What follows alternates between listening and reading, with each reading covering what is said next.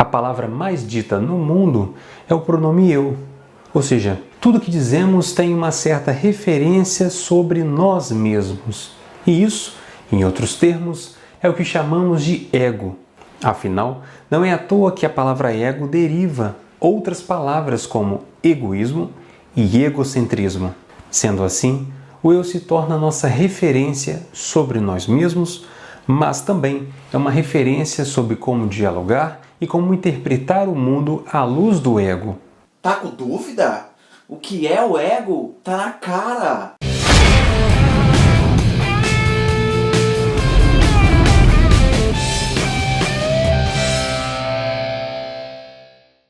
Mais um vídeo.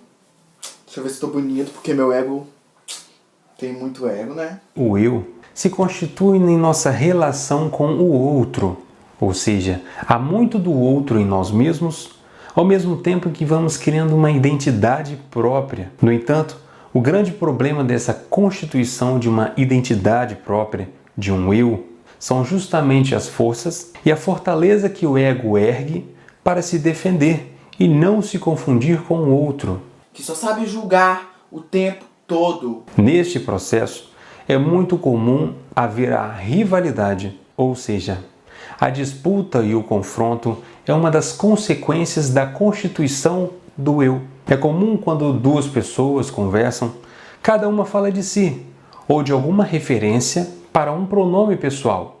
Fala do eu, do meu, do nosso, trazendo sempre para o ego o centro das atenções. Gente, tá na cara. A gente pratica o ego 24 horas do nosso dia a dia, só que a gente nem percebe. O ego não só nos defende desse limite com o outro, geralmente agressivo, como também nos defende de algumas sensações e desejos. Portanto, em casos em que há um ego extremamente rígido, é comum a desconfiança, o confronto, a disputa. Uma pergunta que não se cala no meu dia a dia. Por que as pessoas tentam mandar uma na outra, criticando uma a outra e não procuram ajudar? E mesmo mecanismos que neguem o próprio desejo ou os próprios afetos. Até eu tenho dúvida com o eu que seja eu. Bom, sendo assim, um ego rígido acaba sendo um inimigo para o próprio sujeito, em que vai acabar sofrendo com as exigências desse ego. Gente, como pode ter uma pessoa com ego desse tamanho?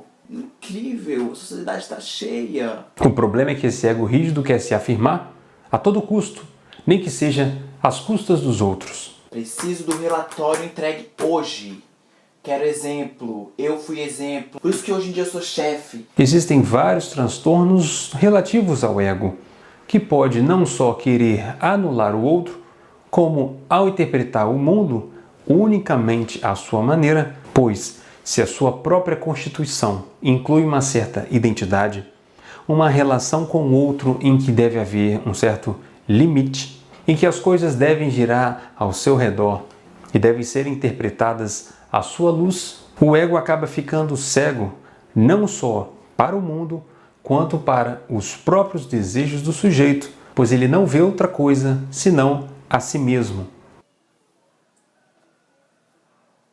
Esses são alguns aspectos relativos à constituição do ego, as consequências dessa constituição em nossa convivência e em nossa vida cotidiana.